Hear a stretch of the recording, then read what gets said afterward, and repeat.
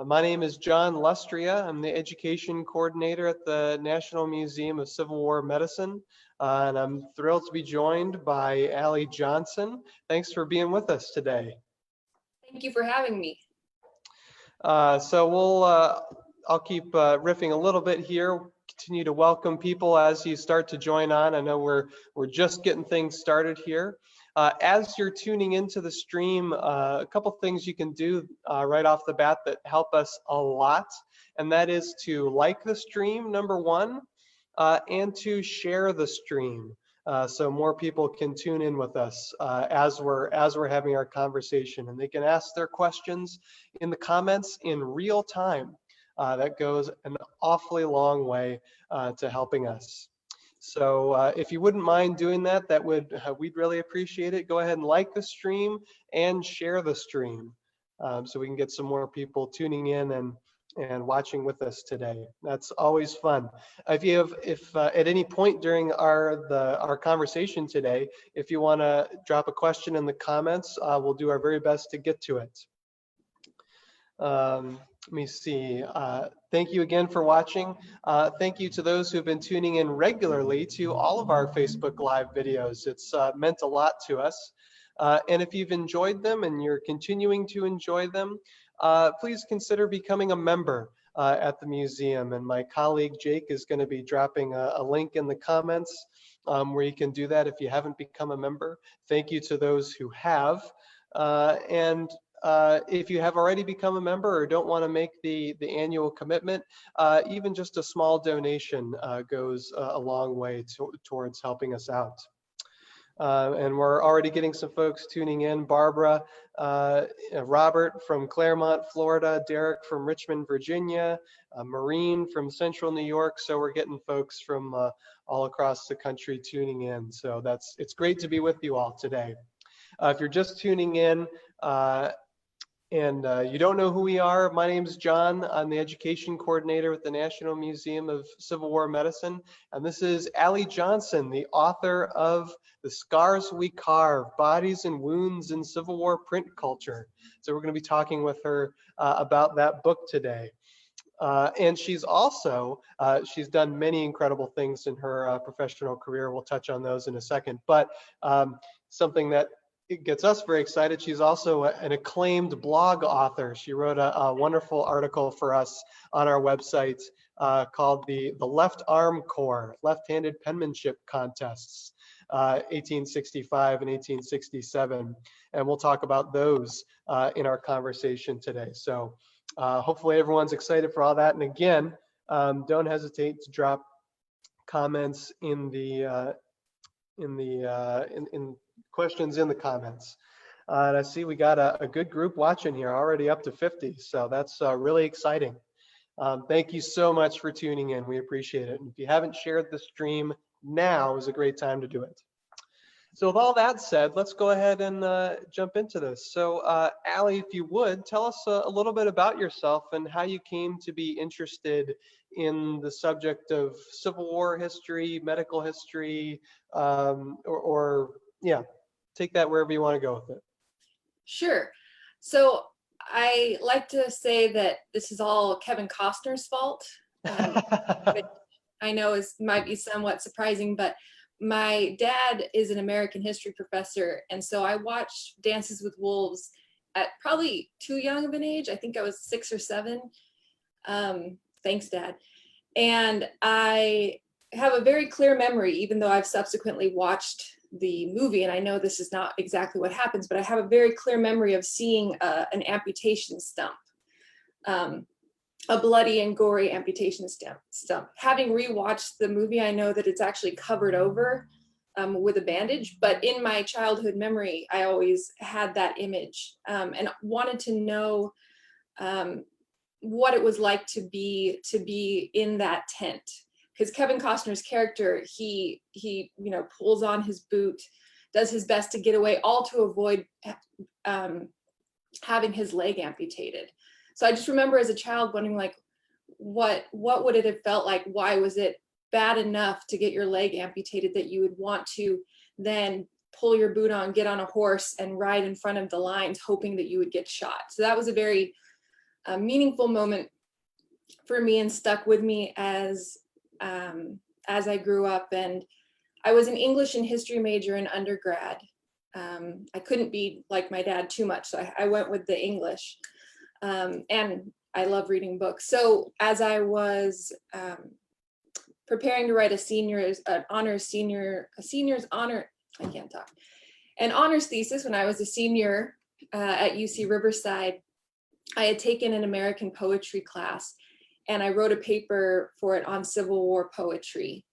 And that became then the honors thesis subject. And when I went to grad school at UCLA, that was already in my mind, that I wanted to look at bodies in Civil War literature.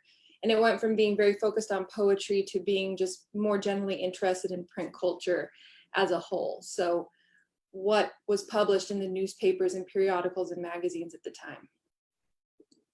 Fantastic. Well, thank you, Kevin Costner, for getting us here today. Yeah, Dances with Wolves, yeah, definitely a famous and infamous sort of depiction of Civil War medicine, that when people come visit us, many of them, that's one of the primary things they have in mind when they come here. So, for better or worse, it's certainly something that sticks in people's minds. And I also watched that as a kid, and just was sort of mystified, baffled, and confused, kind of like you were about all that. So it's kind of interesting that we share that. Before we keep going here, getting some wonderful comments here. Derek says he made a small donation to the museum, more than worth it for the information received over the last few months. So glad to hear that, Derek. And then let me see.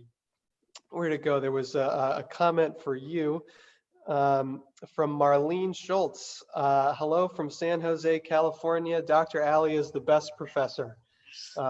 So you're getting some love in the comments. Thank you, Marlena. I miss you. She graduated this year.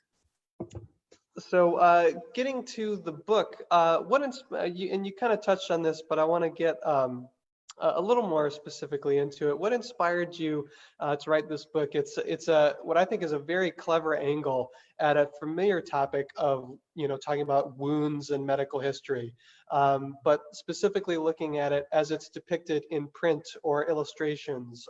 Where did that idea kind of come from? I suspect probably your English background. Yeah, well, so the book started off as my dissertation, and it was the book is a very highly revised version of my dissertation. And so as like I said, sort of starting just with this general idea of wanting to know how such devastation and physical destruction, emotional suffering, unprecedented suffering during the Civil War, how did that manifest in the literature of the time? So that was my initial sort of interest. Since as I had read canonical poetry in undergrad classes and then in grad school, reading Whitman and Dickinson, I started to be interested in just all of the huge outpouring of poetry published during the war.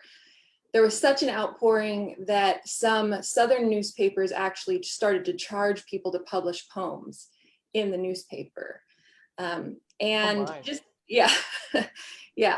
And a lot of the poetry is perhaps not the greatest poetry I've ever read, but it was definitely a way that Civil War Americans, both North and South, processed their experience. And so just as I continued I went on a research trip I'm from Southern California, so I hadn't been to, I had been to the South. I had been to Mississippi as a 1-year-old while my dad was doing his dissertation research, but I had not been to Virginia and the Carolinas as an adult. And so I went to the VMI archives, the Virginia Military Institute. I went to UNC's archives, just sort of getting a feeling for everything that was out there. Went to the Library of Congress, and that's where I happened upon the papers of the Left Arm Corps, the left-handed penmanship contest. And that was like the most amazing discoveries. So as I was doing, kind of looking for poetry, I just found all these other things, including illustrations, and primarily in Harper's, huge periodicals like Harper's Weekly, Frank Leslie's Illustrated News. These were huge publications during the time that had really large distributions. And then there were Southern equivalents like Southern Illustrated News. And so I was just overwhelmed with all of this material. And so the way that I started to organize it was to look at these central bodies that seem to be popping up again and again and again. I think often when we think of the Civil War, we envision a soldier on a battlefield. And often I think historically the image has been of a white soldier. But if you look at the print culture of the time, the primary body, I mean, obviously white soldiers' bodies are huge. They show up all the time, but women's bodies and especially African-American men's bodies show up a lot as well. And the personification of the nation Columbia, which is the subject of my first chapter. So all of these bodies just kept on popping up, and they weren't really the typical bodies you might think of initially, like as represented in Civil War movies like Dance of the Wolves, for example. So that's how I started to organize my thoughts, because I just had a ton of material that I needed to sort of collate. So that's how I picked those bodies in particular. Yeah, I think that's often how it goes. You start amassing all of this information, and you start kind of like you said, you started to notice patterns. You started to notice things that kind of popped up that surprised you. And so I think that's often how it goes. Not having written a book myself, but the patterns start to kind of become apparent. And you kind of touched on one of the questions I was going to ask you about, where you get sources for something like this, and these large periodicals and things, and kind of actually a follow-up question on that. You're going to these archives, and how does that go? I mean, but partially you're there just kind of looking for stuff, not sure what you're going to find. But do you go to the archivists and or reach out to them in advance and say, I'm looking for Civil War poetry, and then just see where that goes? I mean, what was that like? Well, primarily I knew I was going to, wait, I'm forgetting where I flew into. But I went on two trips actually, but I knew that where I would be generally. And so I had looked at universities, libraries, the special collections, knew that VMI, for example, you can always find a list of what is in the boxes. And by now, many of these things have been digitized. The entire left arm core papers are online now. But this was back in 2009, 2010 when I was on this trip. So a lot of the time was just reading the list online of what they had and then going and requesting the boxes. But often that would lead to stumbling upon other things. At the Library of Congress, for example, they knew what I was working on. I said, I'm looking at Civil War items. So they gave me the list, but then they also brought out Walt Whitman's walking stick for me to look at, just because they knew I couldn't touch it. Wow. I couldn't touch it, but I could just look at it. So that was neat. So there were just sort of happy discoveries that I made along the way, like the left arm core papers. A lot of the stuff I looked at, I didn't end up using. I mean, I looked at a ton of Confederate scrapbooks compiled by non-combatants, but that just would, and there's only so much I can put in a book, but that helped to sort of give me a general idea of what people were reading at the time, how they were responding, what they were interested in. And so I think, in case there are any scholars listening, sometimes it is just about exploring and looking. And I probably could have gone in and said exactly what I needed. But I think just the sort of, and I did know certain collections I wanted to look at, but there were other ones I kind of discovered when I was there. The serendipity of exploration, I think, can be a huge tool. And a tool, of course, that you can't necessarily wield. It's just something that kind of pops up. Yeah, I'll use so it someday. I just have tons of stuff on my computer. I'll use it someday. right, exactly. Yeah, thanks for touching on that a little bit. I know it's sort of, historical research, like maybe not 101, but like 201. But I think, it's of interest to people, people that are listening that maybe haven't written a book, that, the beginning that process, I think, can sometimes have some mystique about it, but it's all about just going and kind of like you said, looking around, and all that. So thanks for touching on that. Um, so you alluded to this, the depictions of black soldiers versus white soldiers in the literature. Speak a little bit to kind of what those differences were, and what trends that you started to notice. Okay. Well, the process that I describe in my chapter is from slave to soldier to citizen. The idea that the military service of Black men would result in basically what the 13th, 14th, and 15th Amendments attempted to secure, but then with the failure of Reconstruction, and with the sort of betrayal of the freedmen, that sort of falls apart. But in the moment of the war, there's the belief, as expressed in poetry and articles and illustrations, that Black military service will secure manhood rights, citizenship, and emancipation. So while white soldiers fight to save the Union, I mean, fight for different reasons, obviously, fight to save the Union, some fight to end slavery. Rhetorically, the black soldier's body is proof of his people's rights to citizenship and freedom and franchise. So that's one different thing. A very well-known scholar of the body named Elaine Scarry, she says, like, if you looked at a Confederate soldier and a Union soldier's body next to each other, if they weren't wearing their uniforms, two corpses, you couldn't tell the political differences between them. You couldn't point out, oh, that one's a Confederate and that one's a Union soldier. But that assumes that both of the soldiers are white, right? Because if you look at a formerly enslaved man's or a free Black man's body as a soldier, that just inherently is political, because it represents this sort of argument, or at least it's how it's presented in the literature of the time, that service, that bodily sacrifice, it has secured freedom for his people, or has secured certain rights for his people. So I hopefully that makes sense, that it's like inherently political, but it's based very much in the body. One important thing to note is there were so many depictions of uninformed enslaved people who were just sort of like, I don't know what's going on. I think they're fighting. Maybe something's happening. In political cartoons where they're just completely ignorant of what's going on. There are also illustrations of contraband, so of formerly enslaved people who had escaped Union lines.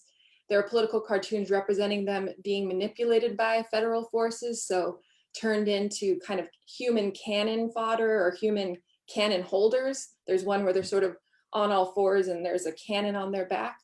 So there was all of this negative, stereotypical imagery that that the writers I look at, including African American writers and white writers alike, are competing or combating against.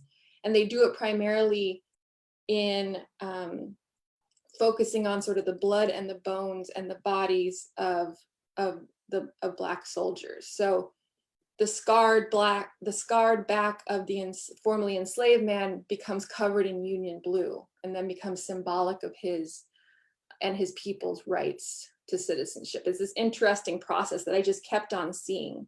I think the most probably one of the best well-known images of the Civil War era is the scarred back of a man who we think was maybe named Gordon. You may have seen it. He's sort of sitting like this. You can see his scarred back, and he's facing this way. But he appears in Harper's Weekly as a quote unquote typical Negro. That's the title.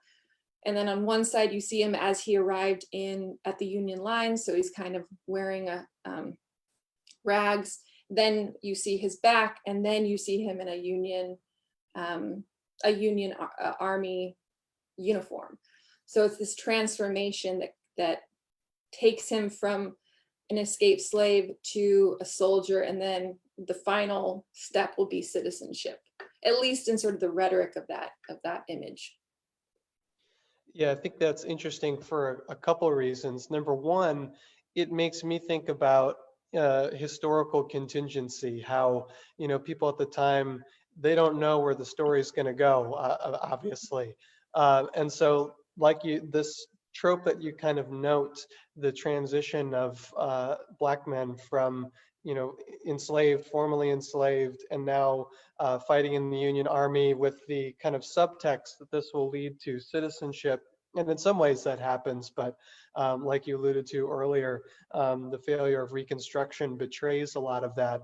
But when those images were being put out there, especially during the war, I think there was a sense that there could be and there would be some pretty monumental change. And not knowing that, and there was, I mean, there was lasting change. You didn't have, literal official legal slavery anymore, even after Reconstruction is over. So there was, but it wasn't quite as lasting in all ways as was hoped. But when my point is, when these images are coming out, they don't know that it's not necessarily going to go exactly that easily. Step one, step two, step three. I was just reading an article about that today, about our own moment. We're certainly in some unusual times in the year 2020, and all kinds of people are making grand pronouncements about where we're going to go, but historical contingency is real. None of us really know where we're going to go. So anyway, that's what that called to mind for me. Yeah. Oh, I just wanted to say about that. That was one of my primary arguments, is that we need to read those texts and those images in the moment of the war, as opposed to with hindsight knowing what's going to happen. And one of the poems I discuss persists and is republished even up to the beginning of during the World War I. It's a poem called "The Black Regiment" that's republished, and then a article in like 1920 about the Harlem Hellfighters, an all-Black Army unit. They quote that same poem that from the Civil War. So there is sort of a persistence of this reconfigured Black masculinity, even despite the nadir period. And yeah, so I think that's a good way of talking about a historical contingency. I like that. Yeah, that's super interesting that that's being cited by a World War I unit. That's a great connection. This also calls to mind for me a pretty famous image, and the image on the cover of the book, the image of the African American soldier with the amputated leg. He's got a crutch, and thank you for holding that up there, next to the personified Columbia. So talk a little bit about that image and how that relates to kind of what you were just saying, and then maybe we can talk a bit about Columbia herself, who is her own interesting person to talk about in this conversation. Just want to also explain to people at home that my air conditioner is broken. I'm not overly nervous. If I'm glowing, it's because my air conditioner is broken.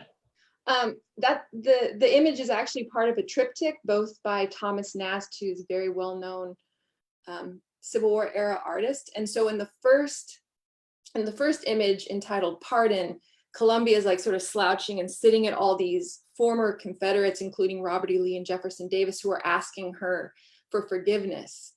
And then in this image, entitled "Franchise," she's pointing to the African American soldier who has lost a leg for the cause. So it's important to keep in that it's part of this double panel, and it would have appeared if you're reading Harper's Weekly, you open it and it's like one page.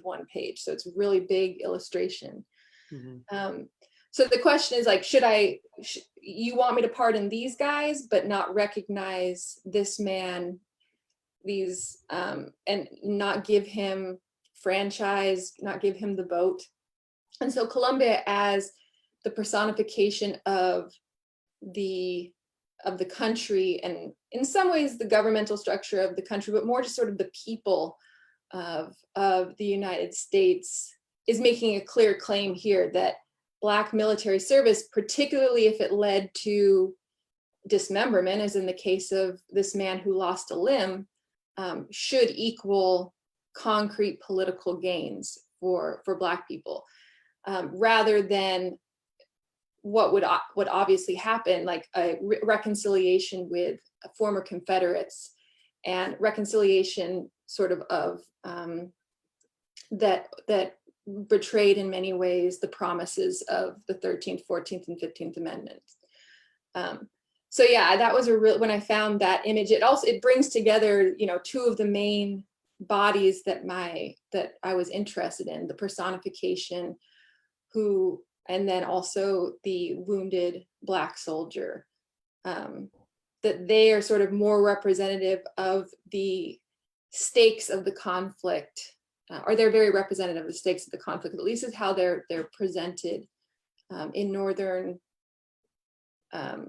Republican periodicals. Of course, there are quite a few Northern periodicals that were anti-war or were not as interested or gung-ho about emancipation. Yeah, great point there. Worth noting that there are counterpoints to all of this. We'll come back to Columbia. We did get a question submitted to us in advance by Patty Johnson, asking what happened to amputees after the war, and if you followed any of the people that you cover in the book into the post-war period, whether individuals, and I mean, I know some of these people we've been talking about so far are kind of symbolic representations, but if you want to talk about, amputees in terms of their lived experience going home. Sure. So I currently, it's in the process, but my book entitled The Left Arm Corps, which you mentioned.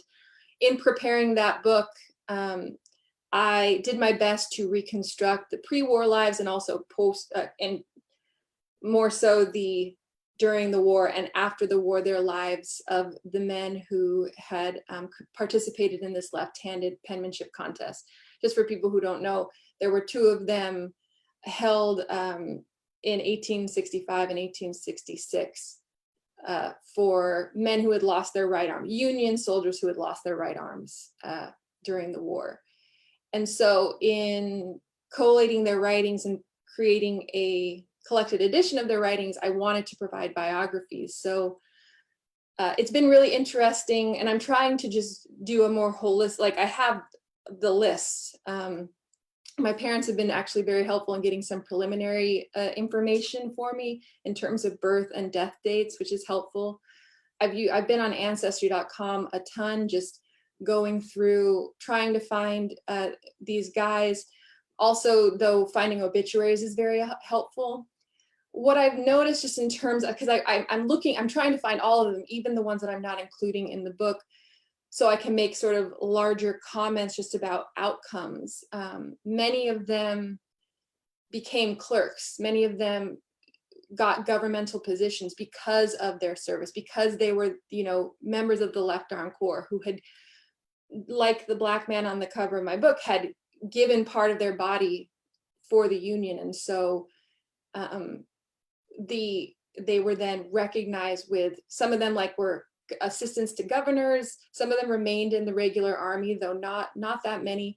But I'm finding a lot of men who went on to be letter carriers, treasurers, bookkeepers, just some stayed in Washington, D.C. and worked as government clerks, but professions that didn't require two arms, but that also had some sort of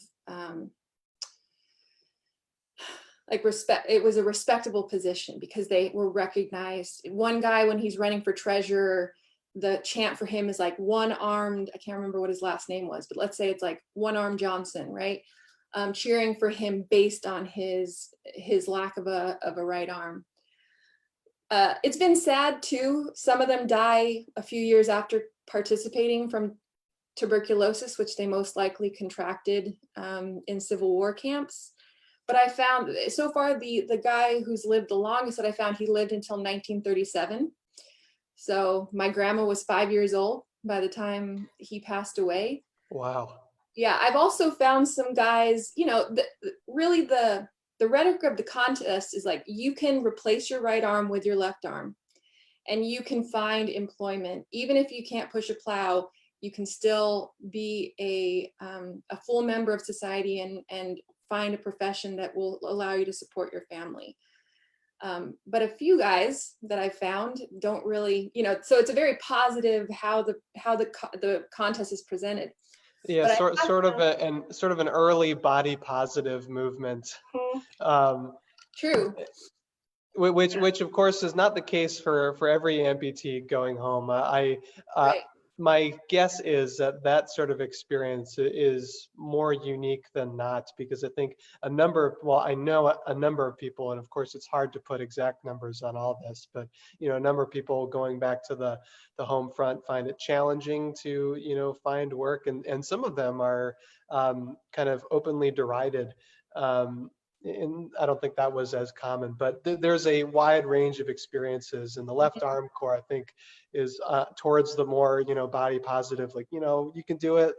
Yeah. Left arms are okay too, all that stuff. Anyway, carry on. Yeah, well, and if people are interested, there's I believe her name is Sarah Hanley Cousins, but she recently published a book about disability in the post-war North, and she makes that argument that, especially because the left arm corps, they are, scholarly speaking, the most focused on group of amputees, but they're also men who like self-selected to participate in a contest, and were many of them interested in finding employment, in the government. But I did find a few men who have not so great outcomes. One guy became the first man in Ohio to be executed because he had murdered someone while he was in a drunken state. So that was kind of shocking, especially because the contest is so like, look at these stand-up men who are going to go on to great careers. Another man I recently found out, his pension money, he went into the city to get his pension money, so $90, which is not insignificant. But a man stole his wallet from him. He chased him down and stabbed him with a knife and was put into Sing Sing for assault. And then in 1900, again, he had just gotten his pension money. He and his wife got drunk celebrating the inflow of cash and got in a fight, and she murdered him. So yeah. Oh no. Yeah. So yeah, I've happened upon some very interesting stories, and these aren't, there are other ones, just lots of ones, and some of them I'm like, I wonder how the descendants of these men will feel if I share. So these are not men that I'm including in the text. They're just the ones because I'm trying to just figure, so I can make a larger statement about outcomes in terms of, what kind of professions they got. But I just become so fascinated in them as individuals. And since I've read their statement of their Civil War experience, I become really invested. So I get sad when they die in like 1873 from tuberculosis. But then there's also a lot of, Yeah, sure. And the statements that you're reading, correct me if I'm wrong, the prompts for all these left-handed penmanship contests, just to get them writing, is like basically, what was your service like? And they're open-ended on the responses they're taking, of course, but it's kind of an interesting glimpse into how soldiers would describe their own service. Yeah, and some of them, it's all just marching. It's just, we marched here, we camped here, we marched, we moved from here to here to here, we took a train, we did this, which doesn't make the most interesting narrative, but it does just give you a feeling for how exhausting it all would have been. But some of them have much more of a literary voice. Some of them, their writing skills are not very great, but those almost are kind of interesting too, just to see how they study, or how they present themselves with the limited means that they have. But others, there were also prompts like, okay, what did the war mean for the nation? But most of them do focus on the kind of either just the day-to-day experience of being a soldier, the major movements in their career, and also just the battles they fought in. And it's crazy to see the men who were there from 1861 to late into the war and fought in all of the battles that, you know, we remember to this day and think of as being the major ones. So that has been, and others write poetry, and those are the ones I focus on in the book, in the Scars We Carve.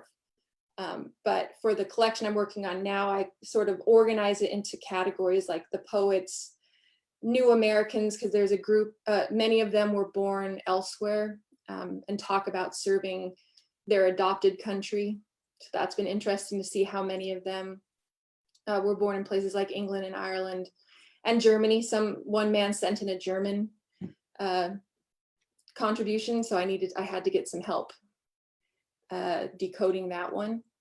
A French guy as well. So it's just been interesting to see these but you're right that they are a select group that are not indicative of the experiences of all amputees, especially men coming back with missing two arms, missing two legs, missing, you know, your left hand is a pretty good, can in some ways be a substitute for your right arm, but especially losing a leg, the experience for those men would have been much different, I think. Indeed. Yeah, there's a lot of great points that I think you made in there. And, you know, especially after hearing you talk about this, I'm growing increasingly excited to get my hands on the new project. So it sounds like it's going to be a good read. Might have to have you back on to talk about it. A couple quick miscellaneous points. You mentioned Sarah Handley Cousins a while back. We actually had her on one of these a few months ago talking about her new book. And so viewers, if you're more recently tuning into us, you know, in just the past month or two, if you go back through our videos on our Facebook page or YouTube channel, you should be able to find Sarah Handley Cousins' interview. It's a great one. Go check it out, and kind of related to this conversation. So if you enjoy this, you'll probably enjoy that. Your point about how some of them are writing, you know, and it just seems like it's all about marching. That itself, I think, is a good point, because, you know, we remember the battles most, but, you know, so little time, you know, like per month is spent fighting. So I think that says something too. And then those that don't have kind of a literary mind as they're kind of telling things, I think that's also invaluable, because so many of the letter collections that survive today kind of skew towards the well-read and very literate people, and it kind of we lose a little bit of the semi-literate to illiterate people. And one of my favorite databases that I just love to shout out anytime I can is the Private Voices database, which just catalogs dictated letters from illiterate to and semi-literate soldiers. It's just this. It's yeah, Google Private Voices, or I'll drop it I'll drop a link in the comments if people want to check it out. It's a great resource, all text searchable. It's really, really cool. But so I like that there's kind of at least a piece of that in these penmanship contests. So, and I should also add, for all of you watching out there, if you want to read up on this a little bit, Allie's blog on our website is all about the left-handed core, and so you can get into some even more detail on some of this while you get excited about the new book coming. Anything else about the left arm core? I don't want to cut us off on this discussion before we change tracks.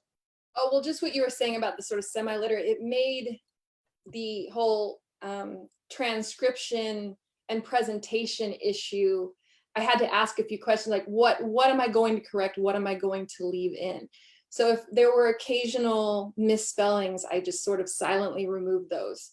But I felt like if I corrected the spelling and the grammar, I didn't want to correct the grammar, but if I corrected the spelling, I would really be losing sort of the flavor of the soldiers' voices. So I did. It's at times it was difficult, but you know, I did my best to keep the misspellings, the lack of punctuation. Sometimes it's just stream of consciousness, no periods. I tried to help and add some punctuation there, but it was an interesting experience for me, especially as an English professor who is used to grading, is used to, you know, I think a semicolon would be good here to prevent a comma splice. So I had to turn off my grading mode and keep focused on letting these men's voices come through, because so many of them were invested in the eventual publication of this collection. William Olin Bourne, the man who organized the competitions, he wanted to bring them all together and publish them, but he never did. But many of the men, they say, I know I'm not going to win. I know my handwriting is crap, but they don't say crap, but that's me paraphrasing. But I want to be part of this. I'm interested. I saw one guy recently, he just wrote, I'm interested in the brotherhood. I'm a member of the Left Arm Corps, and I want a memorial. Please send me the volume when you publish it. So I was really invested in like finally getting these into print. And there are so many of them. I'm hoping that I'll be able to do a second volume, because I couldn't get anywhere near to including as many men as I would have liked to. The first contest, I think, has around 270 competitors, and the second one, it falls off a bit. But so fingers crossed that I'll get to do another volume. Yeah, very cool. And that's a good number of contestants, especially for, something brand new like that. Well, all very fascinating. But before we got going down on this rabbit hole, which is a good rabbit hole, I enjoyed it. I wanted to go back to talking about Columbia, the personification of the nation. And I think it's very interesting that Columbia, or the nation, is depicted as a woman. And there's all kinds of reasons for that. But yeah, I'd like to start the conversation there and then kind of go where that takes us. Yeah. Well, what's interesting is that I think we all think of Uncle Sam as the primary personification. I want you, that image from World War II. But really what I found in my research on the figure, because she just kept on popping up, was that Uncle Sam is a much later, he exists at the time of the Civil War, but in terms of representation, Columbia is the primary personification of the nation.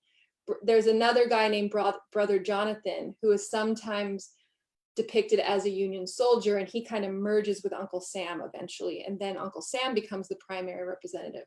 But definitely in the 19th century, Columbia is the primary image, and she's very closely aligned with Lady Liberty. So they sometimes appear separately, they sometimes look very similar.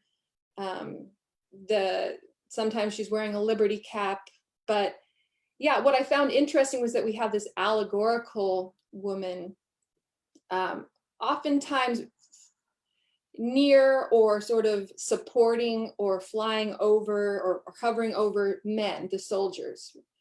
But then, of course, we know that American women on both sides were very closely engaged in the conflict, and their work was just as important as the work of the soldiers. So I was interested in what does Columbia do in terms of representing how women are involved in the war?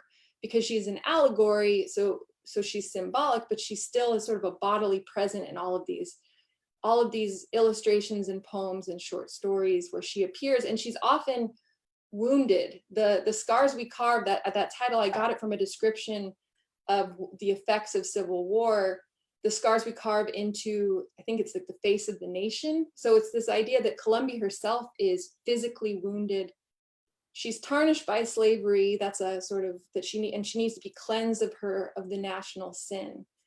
And her vulnerability to the violence of war is in some ways a stand-in for the vulnerability of American women to the violence of war.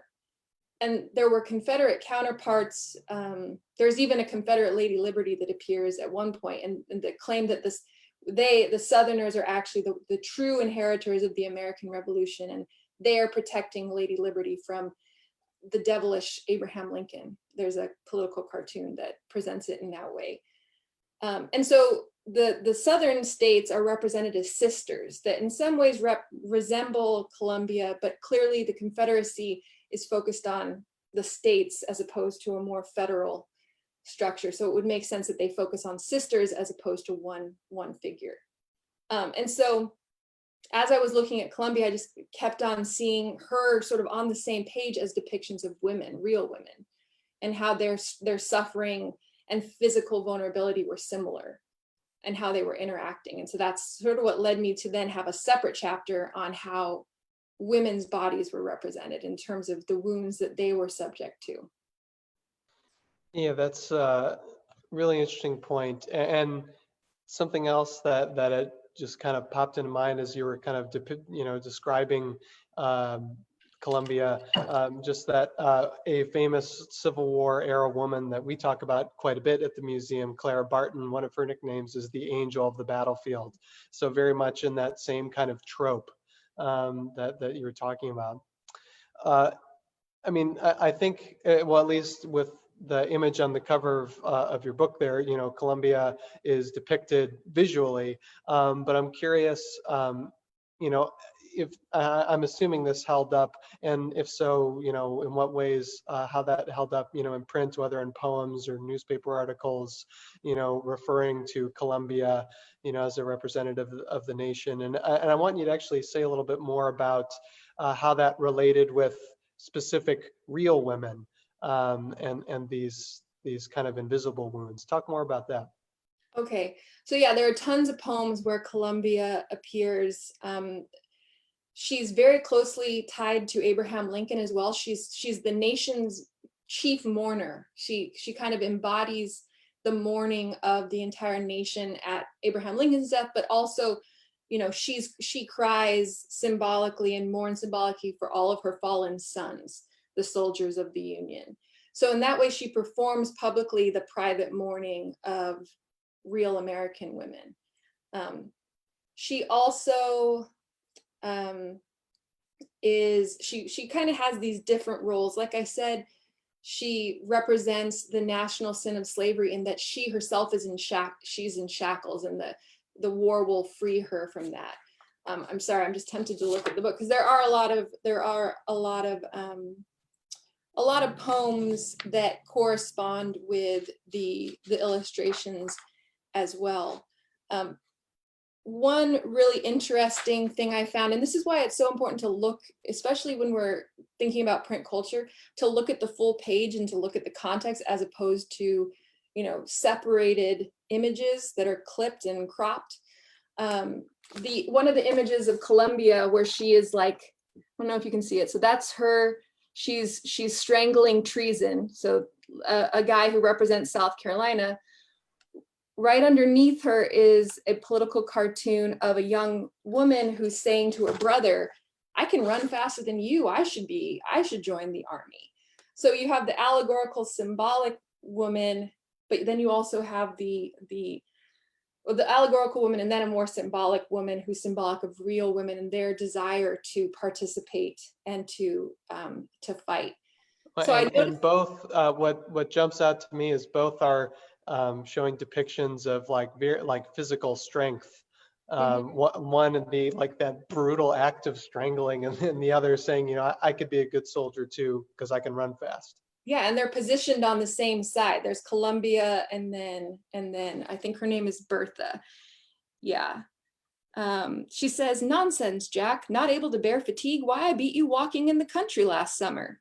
So she's like, I can waltz better than you too. I might as well serve. And obviously, I mean, it's humorous, but it does at least allude to the desires of women to participate physically in the war.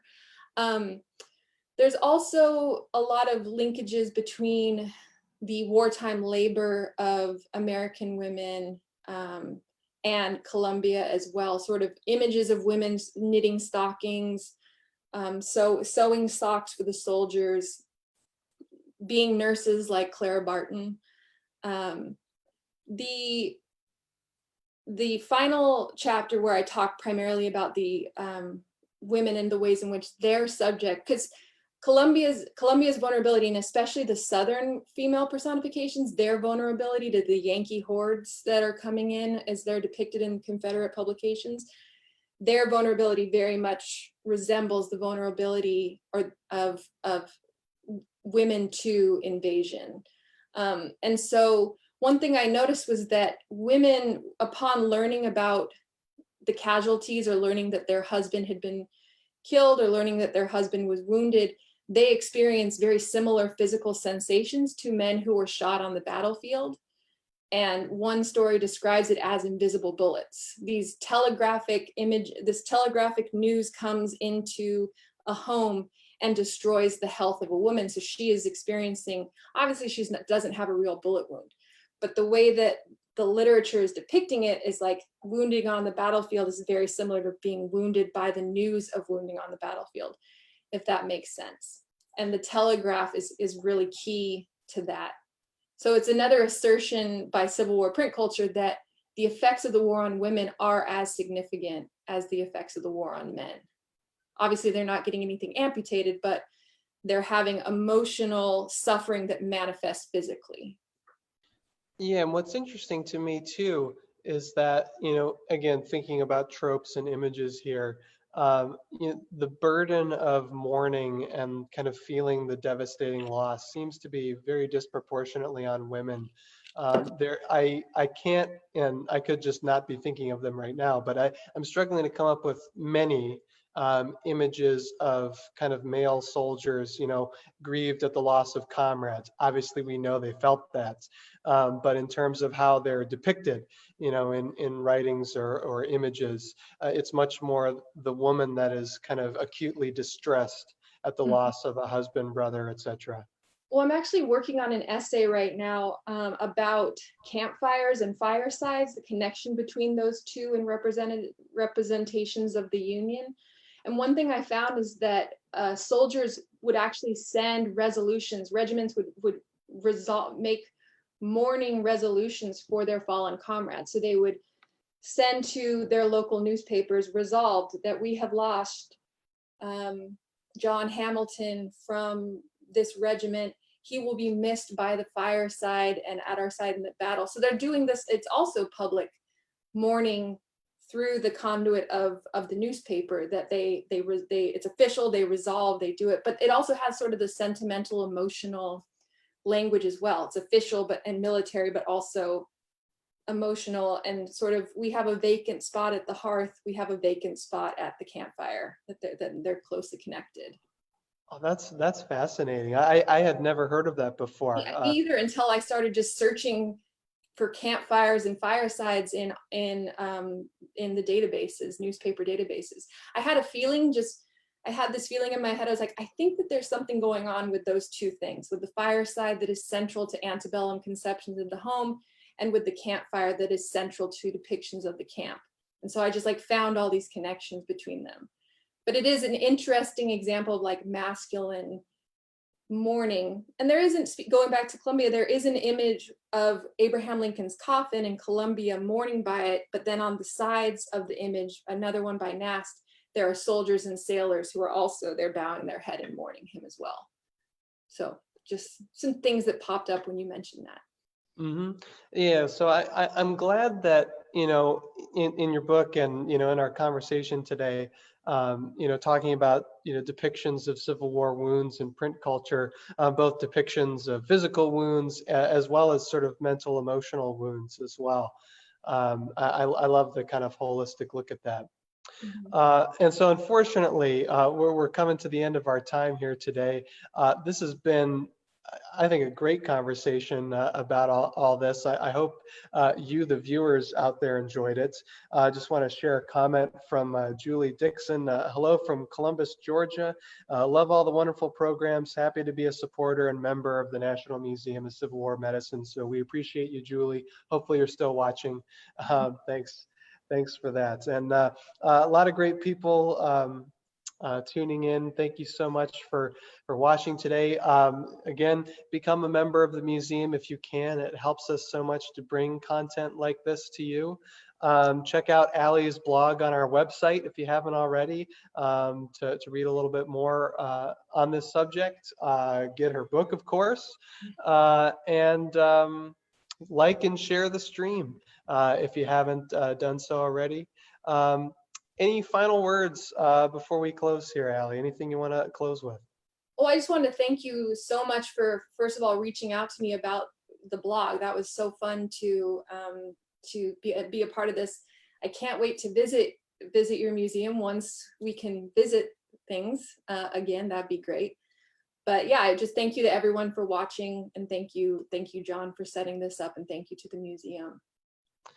Absolutely. So with all that said, this is John and Allie signing off. We'll see you. I will be back on here tomorrow at 4 p.m. Eastern. We're going to be talking about amputation in the Civil War South with Dr. Brian Miller. So that should be another exciting conversation. So until then, have a good rest of your day.